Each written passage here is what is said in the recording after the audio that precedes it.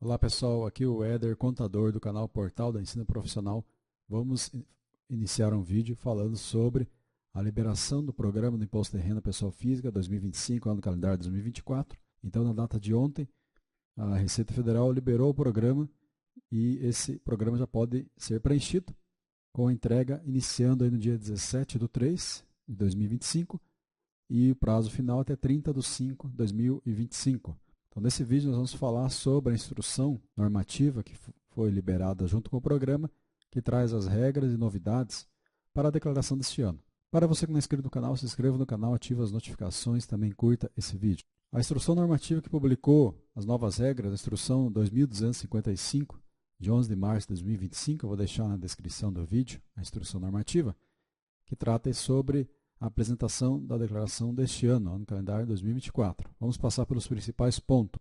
Obrigatoriedade de apresentação. Quem está obrigado a apresentar? Então, quem recebeu rendimentos tributáveis, 33.888. A soma foi superior a 33.888, está obrigado a declarar. Rendimentos isentos, não tributáveis ou tributáveis, inclusive na fonte, soma superior a R$200 mil. Acima de R$200 mil, está obrigado. Então, veja, se eu tiver em um desses critérios atendido, eu já estou obrigado. Não precisa estar os dois, não. Não precisa ser cumulativo. Obteve em qualquer mês ganho de capital na alienação de bens e direitos sujeito à incidência do imposto. Então, se você apurou ganho de capital, no programa ganho de capital, em qualquer mês do ano calendário 2024, você está obrigado.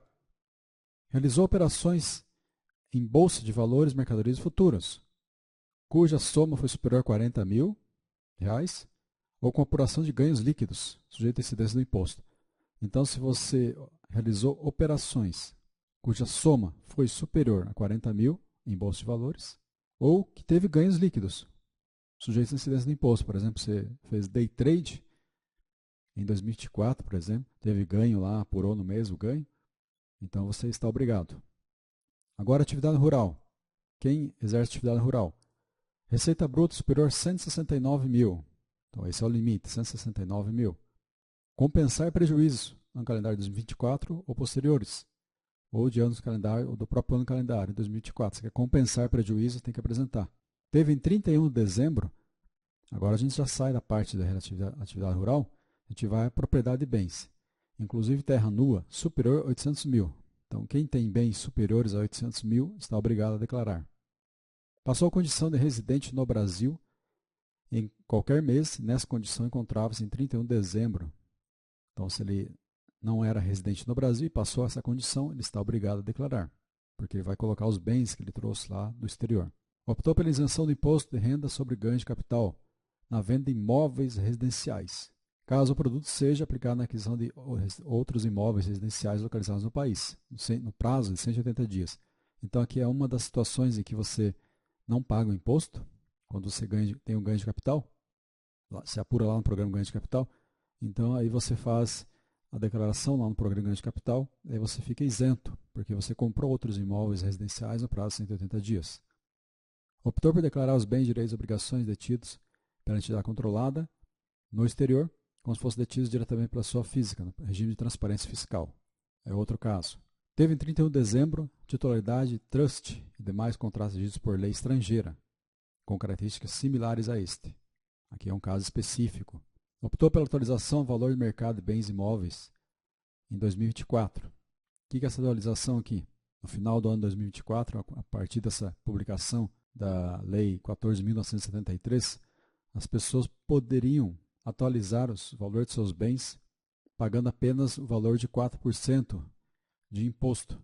Então, suponhamos que eu tenha lá um bem de 200 mil. Então, essa lei possibilitou que lá, antes do término do ano 2024, em novembro, dezembro, a pessoa atualizasse os bens e pagasse apenas 4% de imposto. Então, eu tenho um bem de 200 mil, e, na verdade, o bem de valor de mercado dele é 500 mil. Então, eu atualizaria aquele bem para 500 mil e pagaria 4% sobre o ganho, né, que seria 300 mil. Qual que foi a vantagem, né, para quem fez isso? A pessoa já está atualizado o bem, se ela vender, ela não vai ter aquele lucro enorme com 15% de incidência do ganho de capital, né? Porque ela já está atualizado o valor do bem, ela vai vender por 500 mil e aí ela só pagou 4% de imposto. Né? Essa foi a vantagem de quem fez isso lá no final de dezembro. Mas lembra, você não pode atualizar o valor do bem na declaração e manter o valor custo de aquisição somando com as benfeitorias. Oferiu rendimentos de capital aplicado no exterior na modalidade de aplicações financeiras, lucros e dividendos em entidades controladas. Então, rendimentos de capital aplicado no exterior. Quem está dispensado de apresentar a declaração? Agora a gente vai ver quem está dispensado. Apenas na hipótese do inciso 6º do caput, cujos bens comuns na constância da sociedade conjugal da união estável tenham sido declarados pelo outro cônjuge ou companheiro, desde que o valor total dos seus bens privados não exceda 800 mil. Então aqui é aquela declaração em que os bens comuns do casal estão em uma declaração e aí esses bens já estão sendo declarados lá, então você não precisa declarar, né? Só se tiver bens privativos superior a 800 mil. Pela uma das hipóteses previstas no inciso 1 a 12, caso conste como dependente. Então, se você constar como dependente, você não precisa apresentar a declaração, porque você já está constando em uma declaração como dependente. E lembrando que a pessoa, mesmo que desobrigada, ela pode apresentar. Por quê? Às vezes você teve, em um mês do ano, retido um imposto de renda na fonte pela empresa. Aí, considerando a soma dos rendimentos totais, você não estaria obrigado a declarar. Mas, em relação àquela retenção, você pode declarar para tentar restituir aquele valor. Então, mesmo desobrigado, você pode apresentar. Então, é claro, né, vedado ao mesmo contribuinte constar em mais de uma declaração de ajuste anual, seja como titular ou dependente, exceto no caso de alteração da relação de dependência no ano calendário 2024. O que é isso? Você era alimentando, passou a ser dependente, ou ao contrário, você era dependente, passou a ser alimentando, né, receber pensão judicial. Então, aí você pode constar em duas declarações, como dependente e como alimentando, se for esse o caso, né? Aí ele fala aqui do desconto simplificado, o valor 16.754. Esse é o valor máximo. Quem optar pelo modelo simplificado, esse é o valor que vai deduzir da base de cálculo. Forma de elaboração. Então, a utilização do computador, do programa do computador, né, programa gerador da declaração, mediante acesso ao meu imposto de renda também. Aí o meu imposto de renda é online, no site da secretaria, no aplicativo também, você pode baixar. E esse acesso é através do gov.br, né, do login gov.br, com identidade ouro ou prata. Aqui ele vai falar das vedações, do preenchimento do meu imposto de renda, então que é o aplicativo ou online. Então, para quem quiser utilizar o meu imposto de renda, ele não vai ser possível utilizar quando tiver ganho de capital. Então, os ganhos de capital aqui estão fora, você não consegue utilizar o meu imposto de renda. Ganho em bolsa de valores também, atividade rural, recuperação de prejuízo da atividade rural, lucro na venda de imóvel residencial, aquisição de outro imóvel, lucro na eleição de imóvel residencial, adquirido após 69. Então, são casos em que você não consegue utilizar o programa Meu Imposto de Renda, porque ele não está preparado ainda para receber essas informações aqui. Declaração de ajuste anual pré-preenchida. Então, aqui é quando você faz, né, entra no gov.br, faz a importação da declaração pré-preenchida para a sua declaração, aí você faz a conferência da declaração. Então, você pode acessar aqui por meio do programa, né, imposto da DIRF. Então, essas aqui são as informações que vão constar na sua declaração pré-preenchida.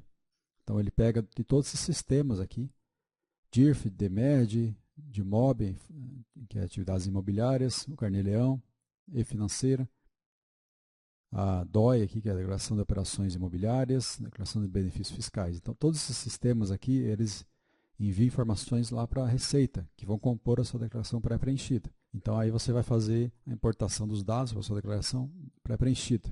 Só a informação que a gente teve na coletiva da imprensa da Receita é que a declaração pré-preenchida só vai estar disponível completa em 1º de abril de 2025. Então, apesar do prazo da declaração iniciar de 17 de março, o contribuinte só vai conseguir puxar os dados da declaração pré-preenchida em 1º de abril. Aqui ele fala dos prazos de apresentação, e-mails disponíveis, né? Que a gente já falou. Aí você pode dar uma olhada aí no link, tá? Também fala da retificação, né? Que a retificação é para você corrigir os erros, né? Se você constatar o erro.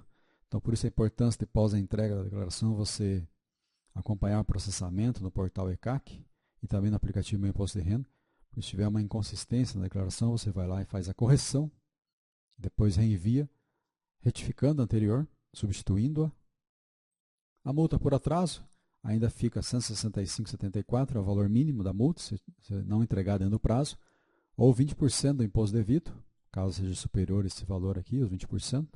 Então, essa é a multa por não entregar no prazo. Nessa parte aqui ele fala sobre a declaração de bens e direitos, dívidas e ônus reais, né? Você tem que informar os bens que você tinha em 31 de dezembro de 2023 e 31 de dezembro de 2024. Também nos dependentes, você tem que colocar. Fica dispensada na declaração de ajuste anual os seguintes bens: saldos de conta corrente bancária e demais aplicações, valor unitário não que exceda R$ 140. Então, você não está obrigado a informar esses valores. Você pode colocar, mas não está obrigado. Bens móveis e direitos, seja inferior a 5 mil. Conjunto de ações e cotas da mesma empresa, negociadas ou não em bolsa de valores. E ouro, ativo financeiro, cujo valor de constituição e de aquisição seja inferior a R$ 1.000. Se for abaixo de 1.000, não está obrigado a informar, podendo informar. Dívidas e ônus reais, valor inferior a 5.000 também não está obrigado, apesar de poder informar. Então, pagamento de impostos até 8 cotas. A cota mínima é R$ 50. O imposto de valor inferior a 100 vai ter que pagar em cota única. A primeira cota é até o último prazo de entrega, né, que seria 30 de maio, o último prazo. A primeira cota vence, então, nesse dia. As demais cotas têm que ser pagas até o último dia útil de cada mês, acrescido de juros, equivalentes à taxa referencial. Então, para quem tiver imposto a pagar, 8 cotas, a primeira em 30 de maio e as demais no último dia útil, com juros, né? Autorização de acesso: o contribuinte pode autorizar outra pessoa física a elaborar e transmitir a declaração, inclusive acessar os dados da declaração de ajuste pré-preenchida. Então, ela pode ser concedida a uma única pessoa física, válida por até 6 meses, pode ser renovada. Então, para quem for passar para um contador fazer, você tem que fazer isso lá na conta gov.br.